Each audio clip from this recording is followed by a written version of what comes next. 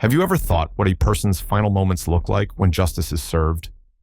Today, we will share the true stories of 8 women in the United States who were executed by lethal injection.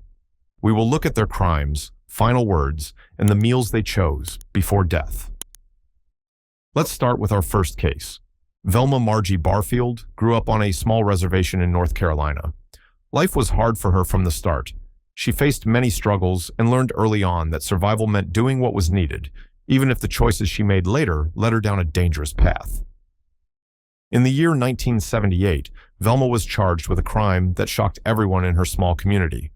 She was accused of poisoning her fiancé, Stuart Taylor, by adding arsenic to his food. It was not a crime of passion. Velma had used poison as a way to cover up her financial misdeeds and other secret activities. Neighbors and friends could hardly believe that someone from their close-knit community could do such a thing. When the local police arrived, they worked quickly to collect all the evidence. Fingerprints, lab tests showing high levels of arsenic, and multiple witness statements soon pointed to Velma. After a long and careful trial, the jury found Velma guilty of first-degree murder. On November 2, 1984, she was sentenced to death. Her case became especially important because she was the first woman to be executed after capital punishment was brought back to the United States. The state chose lethal injection as the method, as it was seen as a modern way to carry out the sentence, while avoiding the harsher methods of the past. On the day of her execution, which took place on November 2, 1984, Velma was taken to the execution chamber. With the weight of her past and the eyes of many upon her, she was asked if she had any final words. In a soft and regretful tone, she said, "I know I hurt many people. I am sorry for all the pain I have caused." Her apology was simple and left a quiet impression on all who were present. Before the execution, Velma was given a chance to choose her last meal. She chose a plate of traditional fry bread, a bowl of slow-cooked beans, and a cup of black coffee. These were not fancy dishes, but simple foods that reminded her of home. Velma ate slowly, as if each bite was a final taste of a life she once knew. Having told Velma's story, time to move towards the next case. Carla Faye Tucker grew up in Texas and had a troubled life from an early age. Despite her rough beginnings, she once held dreams of a different life. However, events took a dark turn when she became involved in a crime that would mark her forever. In the year 1983, Carla and an accomplice broke into a house in Houston during a burglary. On that fateful night, they committed a brutal crime by using a pickaxe to murder 2 people, Jerry Dean and Deborah Thornton. The attack was planned and carried out with cold precision. The violence of the act shocked the local community, and the police quickly began their investigation.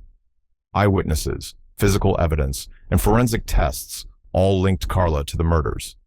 The case drew heavy media attention, and soon, her trial became one of the most talked about in the country. On November 22, 1984, after all the evidence was presented, the jury found Carla guilty of capital murder. The judge handed down a death sentence, a decision met with mixed emotions throughout Texas. At that time, very few women were on death row, and her case was seen as groundbreaking. The state chose lethal injection as the method of execution, viewing it as the most modern and humane option. Years passed while Carla waited on death row. During that time, her case sparked debates both in Texas and across the nation. Many supporters argued for clemency, noting her religious conversion and appeals for forgiveness. Some even saw her as a symbol of hope for personal change. Finally, on February 3, 1998, she was taken to the Texas State Penitentiary in Huntsville for her execution.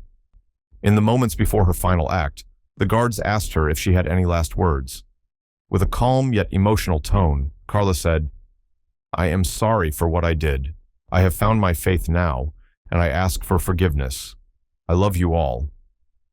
Her words were gentle and heartfelt, and they resonated with many who heard them. Carla was then allowed to choose her last meal. She requested a garden salad with ranch dressing, a banana, and a peach, choices that were simple and light, much like her final wishes. Though some had expected a more elaborate meal, Carla's selection showed her desire for modest comforts in her final hours. Aileen Wuornos was born in Florida and became one of the country's most infamous female killers. Her life was marked by hardship and abuse from an early age, and she turned to crime as a way to survive in a world that had not been kind to her. Growing up, Aileen experienced instability and neglect, which later fueled her anger and mistrust of others. Over time, she became known for her deadly actions along Florida's highways, where desperation and rage often took over. Between the years 1989 and 1990, Aileen committed several murders. She targeted middle-aged men who picked her up while she was working on the streets. Though she claimed her actions were in self-defense, evidence showed that she shot her victims one by one. The brutality of these crimes left entire communities in fear and shock. Police investigations were exhaustive. Detectives spent long hours piecing together evidence from crime scenes, interviewing witnesses, and reviewing surveillance records. In many cases, the forensic reports, along with eyewitness accounts, strongly implicated Aileen in the killings. Aileen's trial brought her troubled past into sharp focus. The courtroom revealed a life filled with pain and neglect, and her defense argued that her actions were the result of a lifetime of abuse. On January 31st, 1992, a jury found her guilty of first-degree murder. Multiple death sentences were handed down to end her violent spree, and Florida chose lethal injection as the method of execution, believing it to be the best option available for a modern state. On October 9, 2002, Aileen Wuornos was brought to the execution chamber at Florida State Prison. In the tense moments before her execution, when asked if she had any final words, she offered a brief statement. "Yes, I'd like to say I love you to everyone. I am sorry for the pain I have caused, but I did what I felt I had to do." Her words, though simple, carried a mix of sorrow and defiance that left many puzzled and conflicted. Reports from that day noted that her voice trembled slightly, hinting at a mix of regret and resignation. For her last meal, Aileen declined any special request. Instead, she opted for only a cup of coffee. This choice spoke volumes about her state of mind in those final moments. No grand indulgence, just a quiet, unadorned end with a simple drink. Additional accounts from prison staff mentioned that she spent her final hours alone, reflecting on her past and the events that led her to that chamber. 4. Christina Marie Riggs, Arkansas. Christina Marie Riggs was a nurse from Arkansas whose life took a tragic and irreversible turn. Once known for caring for others, her inner pain led her to commit a crime that shocked the state. Her case remains one of the most disturbing examples of maternal tragedy in recent times. In the year 1997, Christina made a choice that would haunt her forever. Overwhelmed by depression and unable to cope with her inner demons, she smothered her 2 young children, Justin and Shelby, while they slept in their small home. The crime was carried out in the quiet hours of the night, leaving neighbors in deep sorrow and disbelief. When the investigation began, police gathered evidence quickly. They collected statements from family members, searched the scene for clues, and used forensic tests that pointed clearly to Christina as the sole person responsible. Community members were shocked, and many struggled to understand how someone who had once cared for others could fall so far. The trial was long and painful for everyone involved. On a day in 1998, an Arkansas jury found Christina guilty of 2 counts of capital murder. Throughout the trial, the prosecution detailed the many small signs of her troubled state that had been missed by those around her. The judge, faced with the severity and cold nature of the crime, sentenced her to death.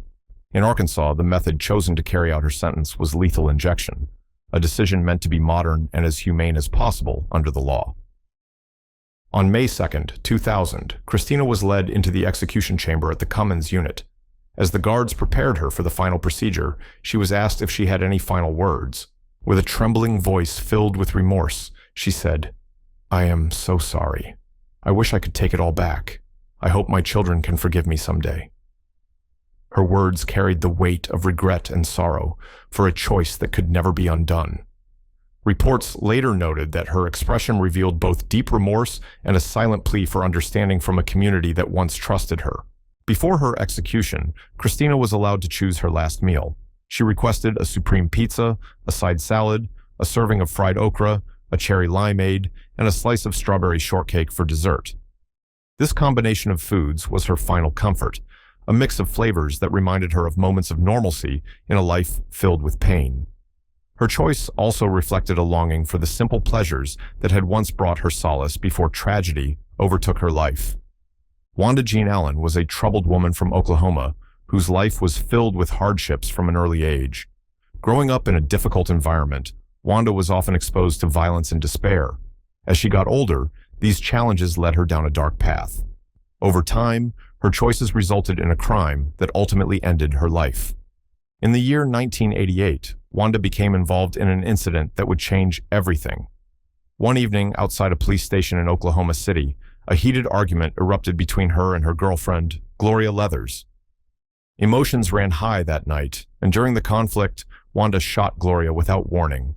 The act was sudden and left everyone in shock, as neighbors and passers-by witnessed the unfolding drama. The police arrived quickly, and a thorough investigation was launched. Eyewitnesses gave clear statements, and forensic evidence such as ballistics reports confirmed Wanda's role in the crime. Investigators noted that the shooting was impulsive, but also marked by a sense of deep personal turmoil. At her trial, the evidence against Wanda was overwhelming. The jury found her guilty of first-degree murder, and on a day in 1989, she was sentenced to death. The state chose lethal injection as the method for her execution, considering it the most modern option that would minimize further suffering. Throughout the trial, the case sparked discussions about the impact of a troubled upbringing and mental health issues on a person's actions.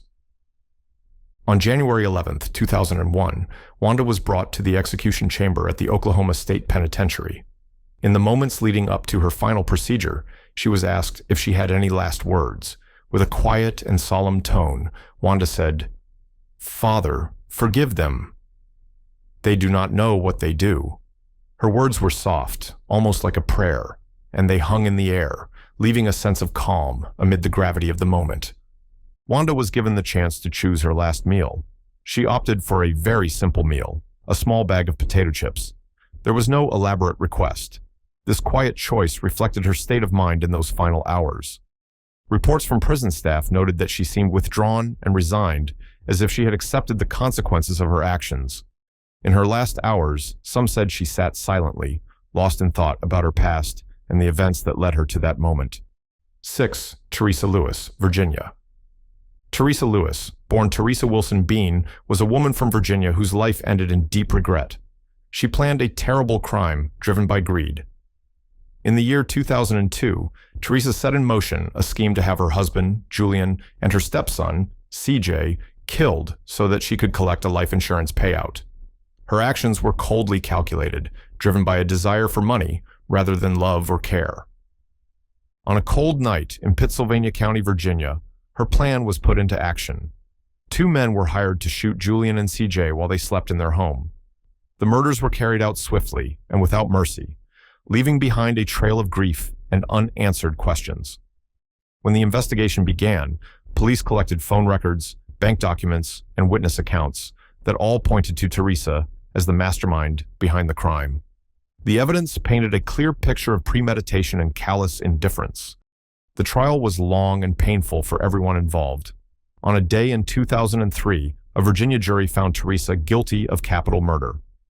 Throughout the trial, the prosecution detailed the many ways in which her greed had led to the loss of innocent lives.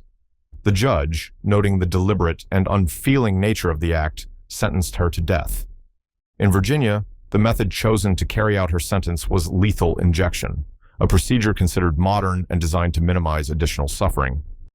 On September 23, 2010, Teresa was led to the execution chamber at Greensville Correctional Center. As the guards prepared her for the final procedure, the atmosphere in the room was somber. When asked if she had any last words, in a quiet voice, Teresa said, "I love my family, and I am sorry for the hurt I have caused."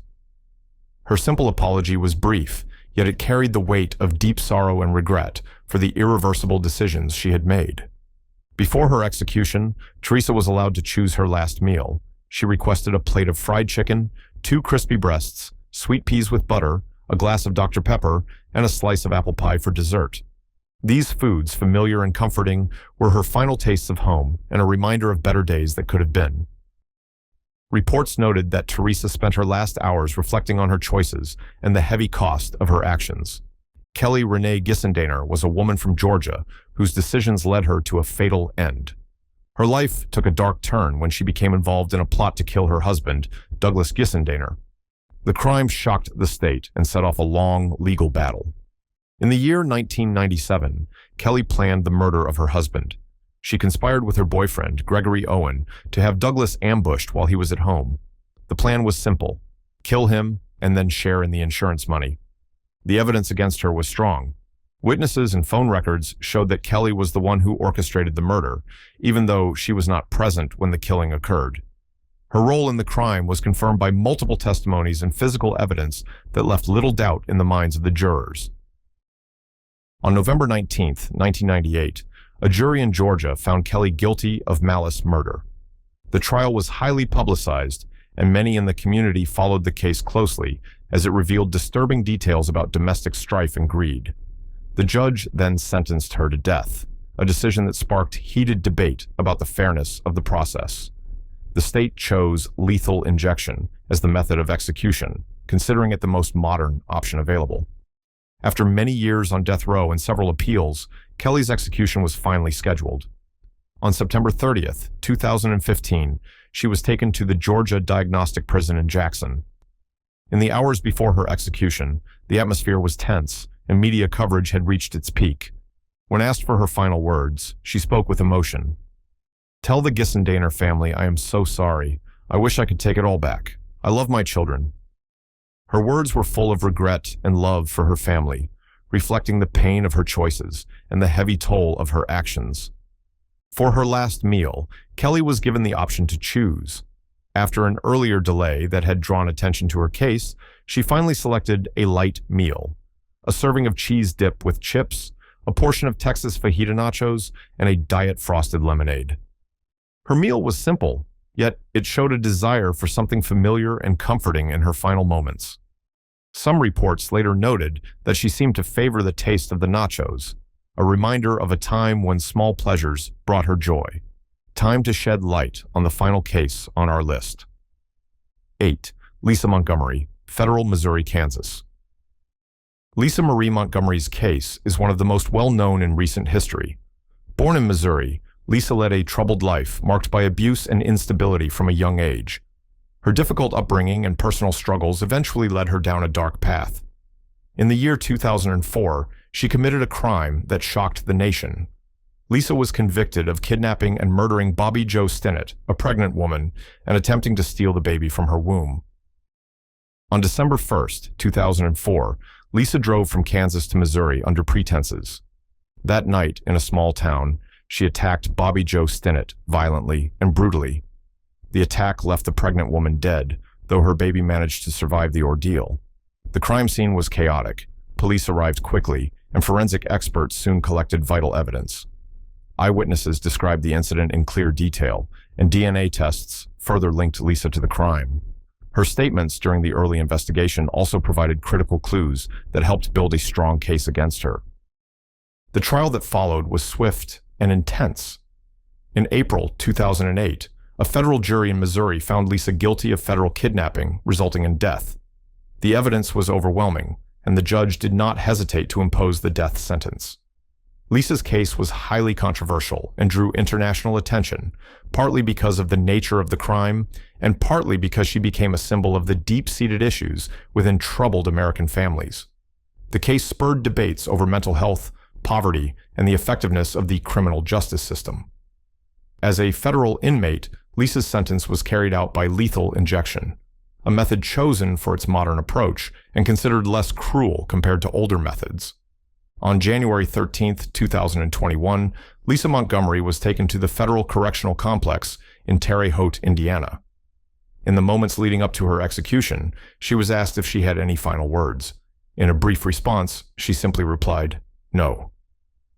Her silence was noted by all who witnessed her final moments, leaving many to wonder if she felt regret or resignation in those last seconds. Lisa's background and the gruesome details of her crime have been widely reported in the media.